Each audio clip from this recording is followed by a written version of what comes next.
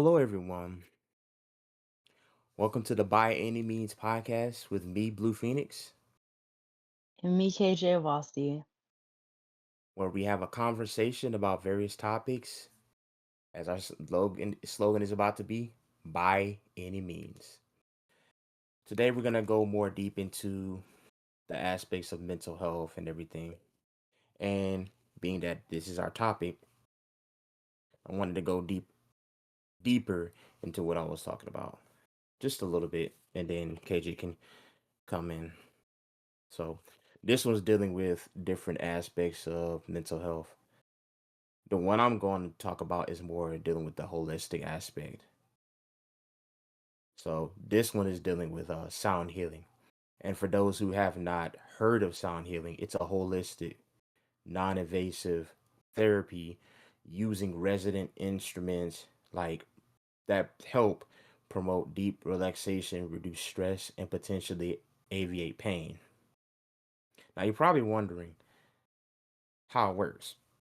Sound healing functions on an energetic level using frequencies to stimulate the parasympathetic nervous system, which helps lower heart rates, slow breathing, and ease muscle tension.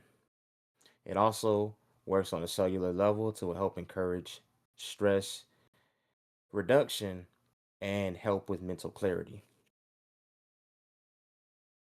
One of the instruments that's being used, the common tool, is called a Tibetan singing bowls. Crystal singing bowls, gongs, tuning forks, drums, and chimes. And that's just to name a few. And the common techniques, one of them is a sound bath, which participants lie down and they're quote unquote bathed in sound. Kind of similar to if how we were back in the day for people who grew up in the 90s, 70s, 80s. You would have the speaker kind of low and you just play your favorite music that was soothing. It's similar to that, but on a deeper level. And in this practice of sound baths, it can be used done at a individually or in groups. There are different ones. This other one is called vibro acoustic therapy, which is a low frequency free physical vibrations that are delivered through specialized chairs or mats. And do you have vocal tuning, using vocal sounds of chanting often in conjunction with different instruments. Now, the benefits they help with performance suggest it can help improve sleep, reduce anxiety, and aid in emotional processing. It also helps manage conditions such as arthritis or chronic pain. Now, there are some considerations and some disclaimers. Now, while generally safe, those with epilepsy should consult a doctor as specific frequencies can rarely trigger seizures, and individuals with extreme sound sensitivity might find it overwhelming. Now, it is immersive, offering sound journey that creates a sense of peace and harmony. The origins they vary through different cultures, such as China, ancient Greece, India, in Tibet, they use the power of sound in healing ceremonies.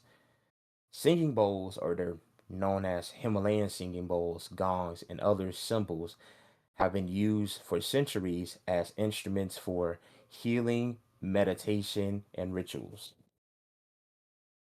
According to the research study H.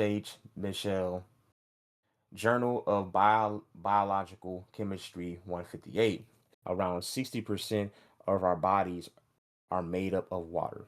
This includes most of the water that's in our cells. And water is a very good conductor of sound. Sound can travel as the carrier of frequencies throughout the body at a cellular level. Of course, the benefits of the Tibetan singing bowls, a lot of participants report significant uh, less muscle strain, suggesting that the sound therapy may be good for your physical as well as your emotional well being. Keep in mind that this is a good example. Imagine, just close your eyes for me, for anybody, if you are at home resting, and you picture your favorite song comes on, and whatever that song makes you feel, that's the sensation it is. That's kind of the synopsis or the sensation that you feel with this. Now the Tibetan singing bowls, the vibrational are a vibrational acoustic effect. Now sound can help shift our energy frequency from lower to higher, removing the lower frequencies of emotions such as fear, anger, resentment, just to name a few. This is from a Tibetan bowl practitioner and master, Shirin Sharito, and the soothing, resonant sounds of the Tibetan singing bowls can affect the neurology as well as the psychology of the listener. Now, the sounds from the singing bowls used during a sound meditation affect the frequencies of the brain waves, helping the brain enter what's called the theta state, which is between 4 to 8 hertz. This is usually the state that occurs when we are in deep relaxation. It is also the gateway to creativity, learning, memory, and intuition. They usually say this is one of the best times to create, or if you have some form of inspiration, you do that right away. Now, that's just the synopsis of what you can do as far as your mental health. And I'm going to pass it on to my co host, KJ, on her part. Okay, that was really good, Mecca. That was a really good example of a coping skill, like the ones that I talked about in our last podcast that we had. So today I'm going to talk about um, the stigma of mental health in the Black community and also trauma, how to heal it, in a book that I read called The Body Keeps the Score that talks about healing trauma. So, the stigma of mental health in the Black community is deeply rooted in historical trauma, medical exploitation, and cultural survival tactics. Generations of systemic oppression have created a legacy of distrust in the healthcare system and fostered a cultural reliance on extreme resilience over seeking professional help. Understanding the stigma requires looking at the specific historical and social context that shaped and continue to influence these perspectives. So, some of these are the era of slavery and pseudoscience, the 1840 census and insanity, medical exploitation and institutional mistrust, forced experimentation, misdiagnosis, the burden of the strong Black woman and survivalist mentality, reliance on faith in the Black church, and those are some of the things that I'm going to talk about. So, the first thing we're going to talk about is the era of slavery and pseudoscience. So during the antebellum period, the American medical establishment actively used psychiatry to justify slavery and uphold white supremacy. The immunity myth. Physicians like John Gout hypothesized that Black people were immune to mental illness because they did not bear the stress of civic life or property ownership. Consequently, enslaved individuals had their very real psychological distress dismissed as mere exhaustion or stress.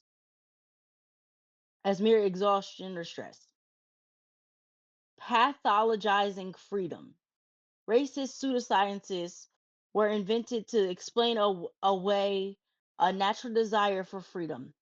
In 1851, physician Samuel Cartwright coined drep, drap, draptom, drapetomania, a fictitious mental illness described as the cause of enslaved people trying to run away.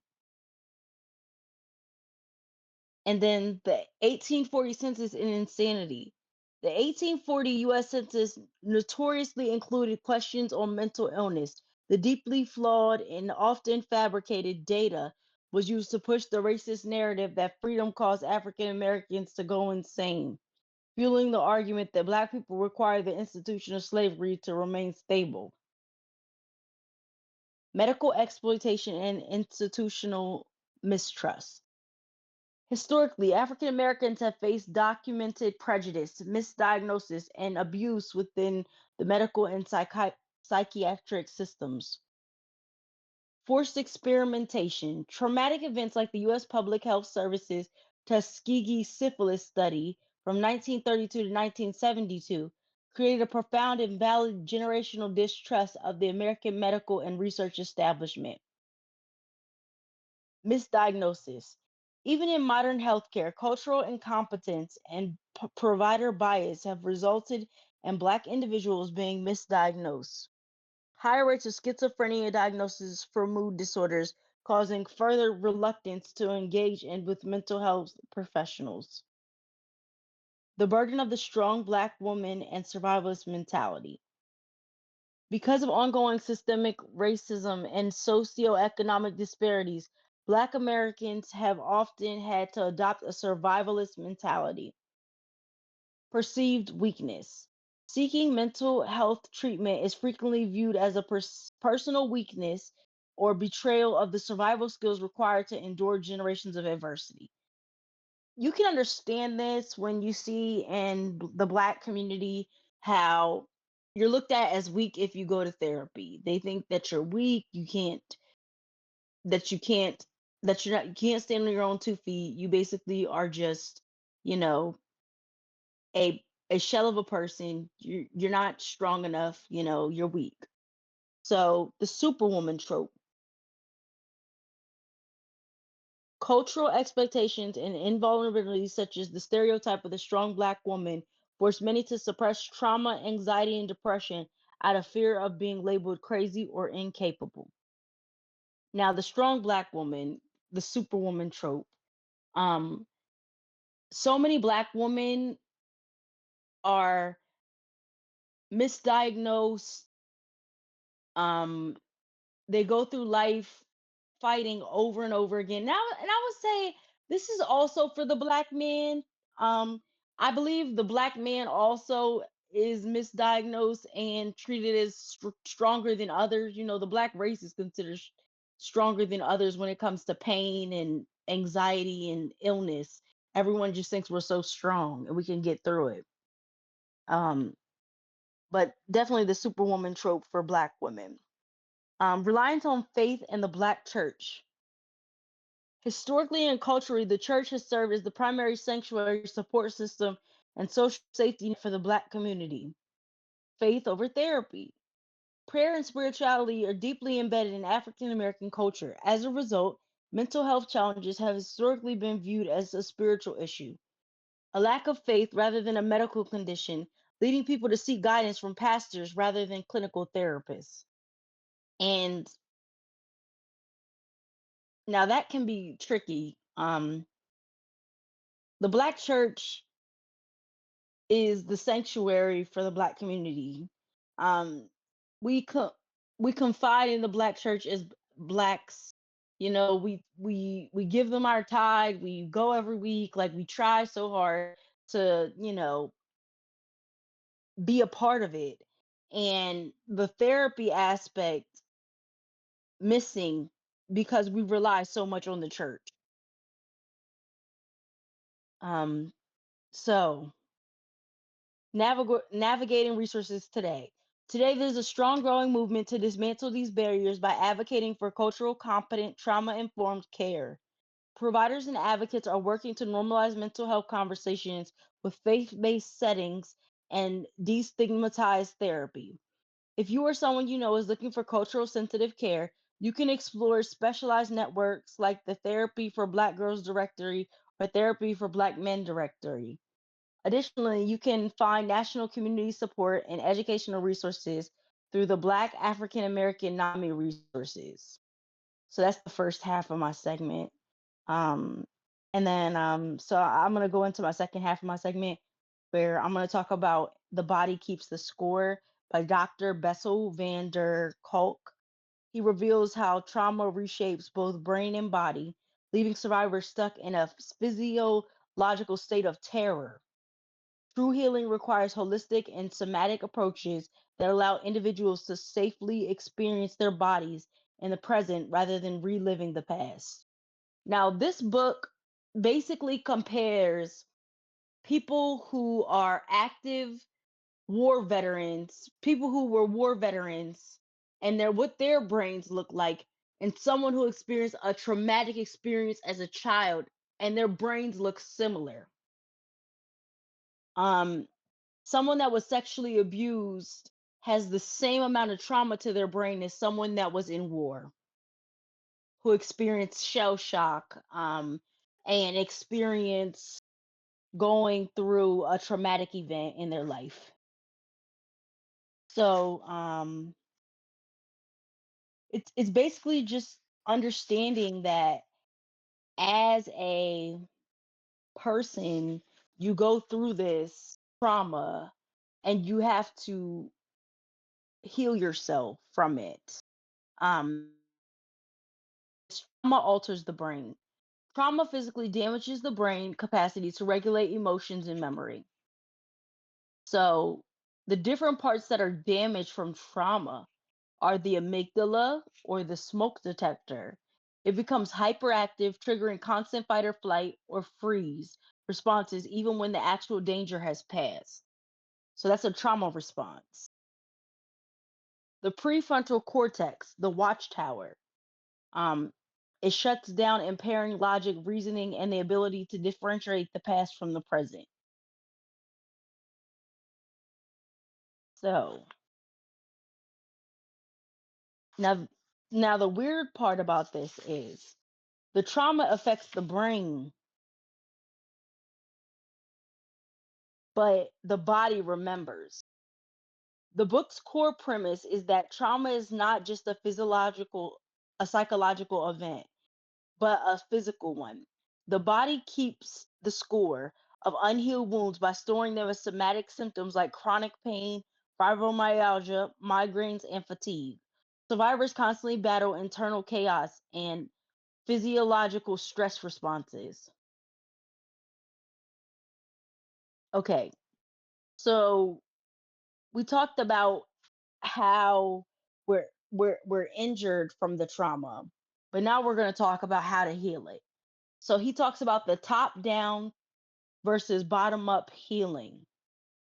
Vander Kolk argues that traditional top down processing, talking through trauma with a therapist to understand it rationally, is often insufficient because the emotional brain overrides the logical brain during triggers. Effective healing requires a bottom up approach where individuals calm their physiological nervous systems to make peace with their physical sensations. So, some examples of top down um, top down approach would be proven healing model modalities. Um, the author advocates for alternative somatic based therapies to help reconnect the body and mind, like EMDR or eye movement desensitization and reprocessing to help the brain reprocess traumatic memories so they lose their emotional charge. Yoga and mindfulness help survivors befriend their bodies and tolerate physical sensations without panicking. And play, theater, and rhythm. Drumming, singing, and communal play help regulate the aut- autonomic nervous system and restore a sense of safety and connection. Also, I wanted to talk about, before I end my segment, I wanted to talk about the different stages of trauma that were in the book that he responds about. And so the first part is trauma and loss of self. The next part is numbing. The next section is the reorganization of perception. The next part is being stuck in trauma, and the next part is diagnosing post traumatic stress. So I feel like if you can like identify what stage you're in the trauma, it can help you better it can help you better treat it and know where you are with it.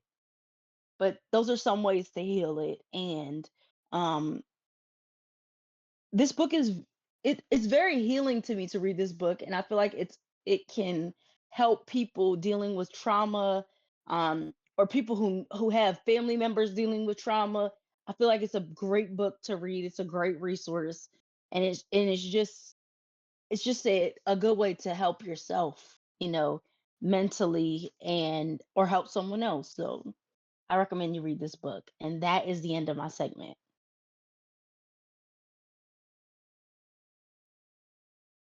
Well said, KJ. Especially the aspects we were just talking about when the body can remember or have that certain memory in with said trauma. Yeah, that was some wonderful, wonderful, stellar information. Well, I thank you. I enjoyed your segment as well. thank you.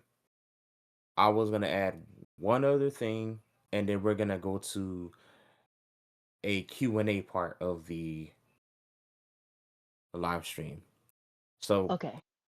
the thing I was gonna talk about was there is this thing where there's a relationship with trauma. We all have experienced it in some form of capacity. In this one article by the name of brookglenhospital.com, it talks about different aspects as far as trauma. One dealing with some behavioral symptoms can may be indicating of trauma can include, let me see, avoidance, fatigue and insomnia, physical pain, like you talked about before, substance abuse, hypervigilance. That's another thing too, is when a person may be a bit too overprepared. That comes from a underlining emotion of anxiety, and they're usually on edge, and they find it difficult to relax.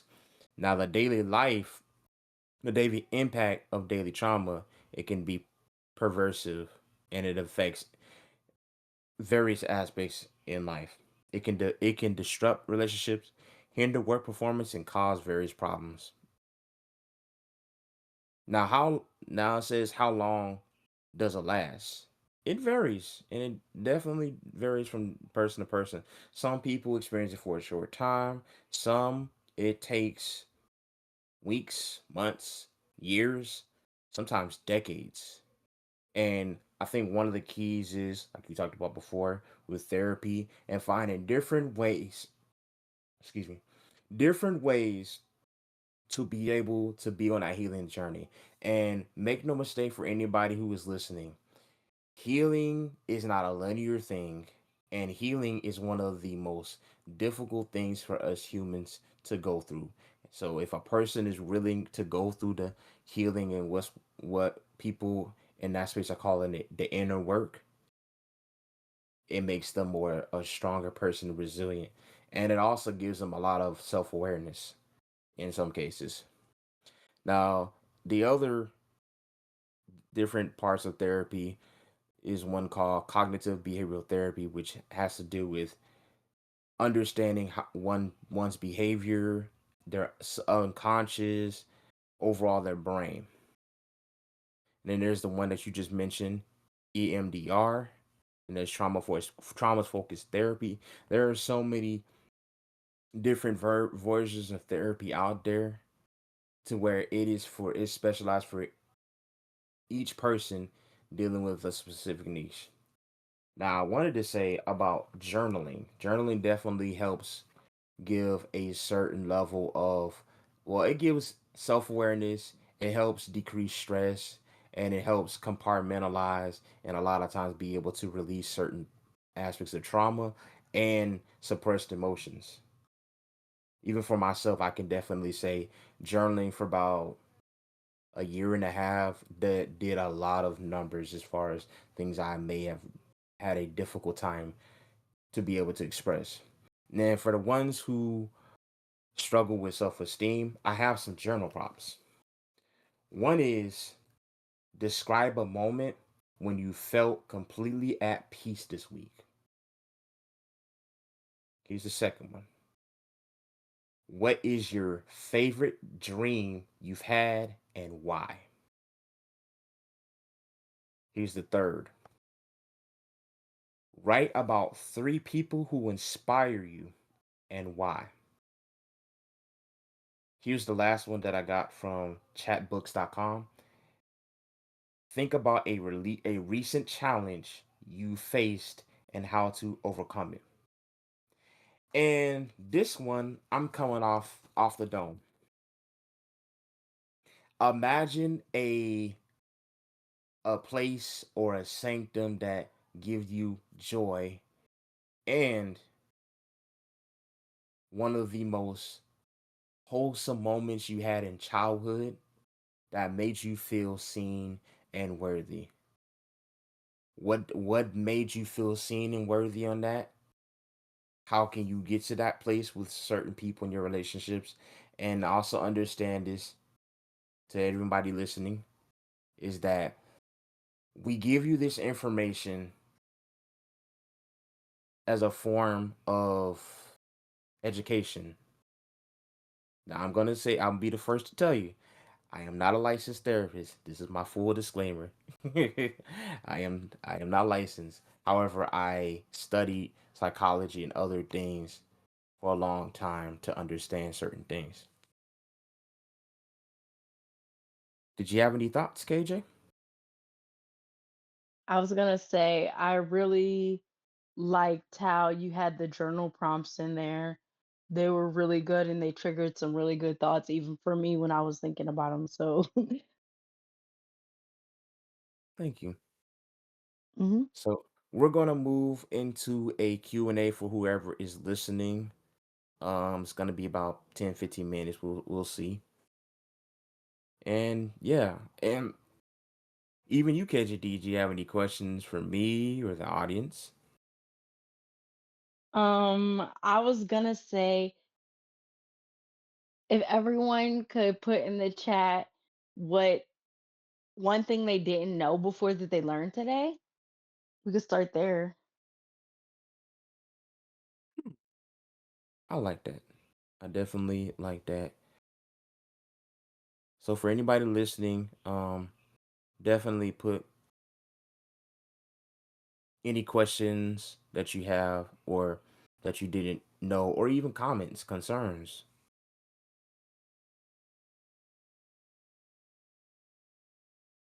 Did you have any questions? Who me? Yeah. Oh no. Let's see in the chat. Okay. So Dawing said, I agree. The journaling prompts are good. Well, we appreciate that. We appreciate that for sure. Because again, that's one way it's a coping mechanism, and I would say it's a life mechanism because it makes you more aware of your things, of your thoughts, your ambitions, your dreams, whatever.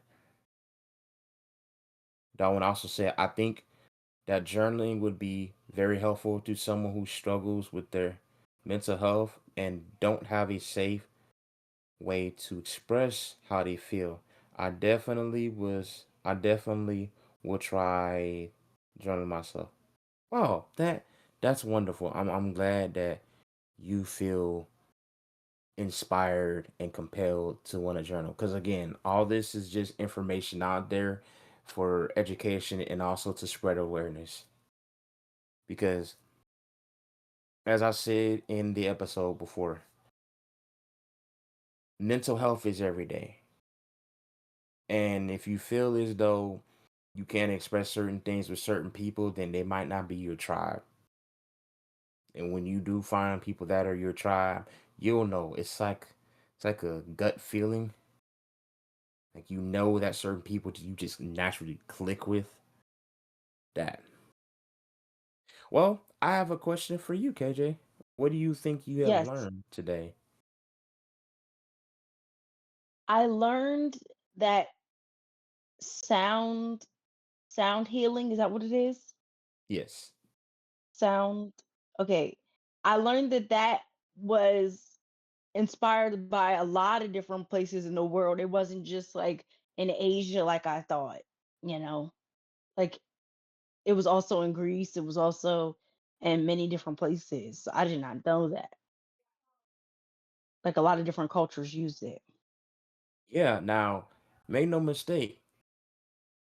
A lot of these cultures have been using this stuff not decades, not a century. They've been using it for a few millennia.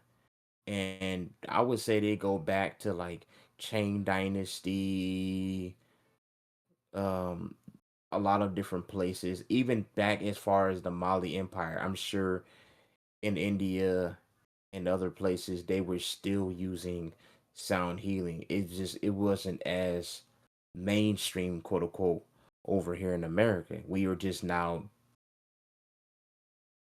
understanding and recognizing that.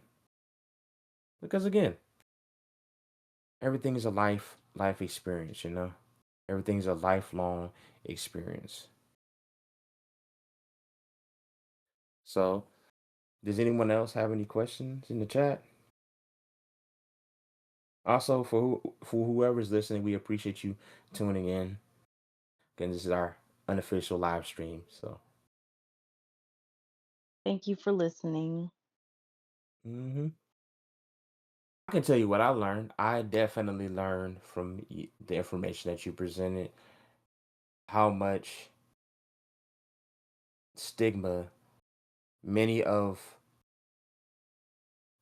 black, well, not even just black people, but people in general go through, but especially people of color. It's definitely a stigma where, like you said before, about the moment anyone said therapy, they assumed you were insane, and that's not always the case. Some people may need therapy when they're in a good mood. Some people need therapy when they they honestly need somebody to talk to. Darlin said, "Thank you guys for everything you do. We appreciate that. Oh, thank Seriously, you so much. no worries. We here to spread awareness because again, there is nothing worse than not knowing and not having the tools, the research, or anybody to put the information out there." hmm Anyone else had any questions? One thing I learned today is when one person or even a group of people have a mindset to spread awareness and mental health, people will slowly start to not flock, but see the impact that these people have on one another. And I think that's the most beautiful thing is we as human beings cannot control anybody. We can influence, but we can't control. The moment we feel like we have to control, that's when we have underlying issues that deal with trauma. And I at that point it's like, okay, therapy is definitely imperative at that point, as well as other techniques. Because again, we're all human. We all feel, and some days are gonna be good, some days are gonna be, well, unique. Yeah, we have a couple of minutes. Anybody had any questions, comments, or concerns? If not, well, I give it a few more minutes and I guess we getting the stream off rather early than expected. Alan, we appreciate you tuning in and just having any level of emphasis, and not even just emphasis, but being able to have a tuning ear and just give us feedback. Because again, we're not too much without other people, and we need each other at the end of the day. Yes, we do. And thank you everyone for coming on. I really appreciate it. We both appreciate it. It means the world to us. Yeah, definitely. Okay, well, we reached this part of the live stream. I'm gonna say it. We appreciate anybody who's tuned in to the live stream, or if you're playing it back. We hope that we gave some good information that hopefully some people can use one day. And we appreciate you just tuning in the conversation. And with that note, I'm Blue Phoenix, And I'm KJ Vossi. And like, comment, and subscribe. and have a wonderful night, y'all.